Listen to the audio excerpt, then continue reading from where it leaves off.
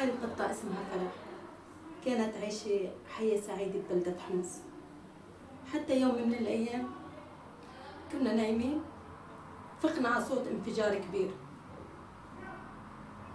وبلش الحرب بسوريا. اجا جوزي وشلنا الأولاد من الفرش بقمصان النوم من دون تياب من دون شيء، وحملنا بالسيارات. صارت الشباب تشيل العيال واحنا ركبنا بالسيارة هي وولادها من دون جوزها، مع عالم ما بعرفها ولا بزماني شفتها. الولاد طبعا صاروا يبكوا من دون لبس من دون شيء بغراض النوم، لبين وصلنا على منطقة قريبة من بلدنا. قعدنا فيها يومين.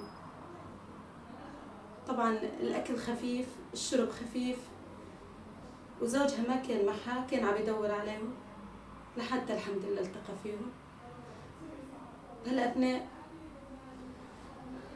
أخوها لزوج القطة أخبرنا أنه توفى، قتلوه ورموه ببير مي.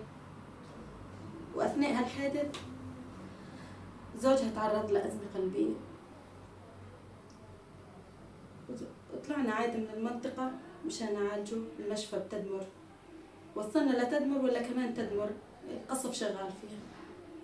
طلعنا من تدمر على الرقة، من الرقة طلعنا على منطقة البيبة بحلب. وصلنا لمنطقة البيبة بحلب، ركبونا هيك بسيارة كبيرة مع شي 200 شخص، ما بعرف حدا منهم. كل ما مشينا شوي على الطريق يقولوا لنا انتوا وين رايحين؟ ارجعوا على بلدكم. وين رايحين؟ وين هربانين؟ عالم ما بنعرفها. لبين وصلنا لمنطقة الدانا. وصلنا لمنطقة الدانا، قعدت أنا وولادي عن جماعة، وفكر جوزي عادي مشان أنا نفوت على تركيا، هم مشان الولاد ومشان نعالجه. طبعا جوزي بهالأثناء انصاب بإيده برصاصة، راح 3 من أطرافه إيده. فتنا على تركيا. كمان أصعب شيء وقت دخولنا على تركيا، يعني الولاد كل الطريق وهن يبكوا بس بدنا نوصل، يعني مشينا مع عالم ما بنعرفها وجايين على بلد ما بنعرفه كمان، ولا بزماننا تخيلنا أن نوصل لعنده. فتنا الحمد لله. كمان استقبلونا عالم من عنا من الضيعة، وقعدنا أول نهار والثاني،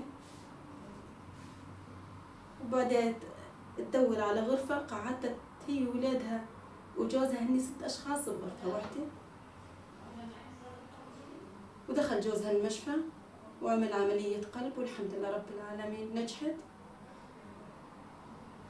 صارت هالقطة تدور على شغلة تعيش من وراها،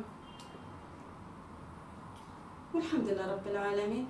هلا هي وولادها وجوزها قاعدين ببيت أوسع شوي ومستورين، الحمد لله رب العالمين. أسعد لحظة بحياتها هالقطة يوم فت لهون، والحمد لله أولادي ما صايبه شيء، لأن أكثر كل شيء معي راح طفل، راح الزوج، راح الابن، والحمد لله وصلوا أولادي بخير وسلامة، الحمد لله رب العالمين.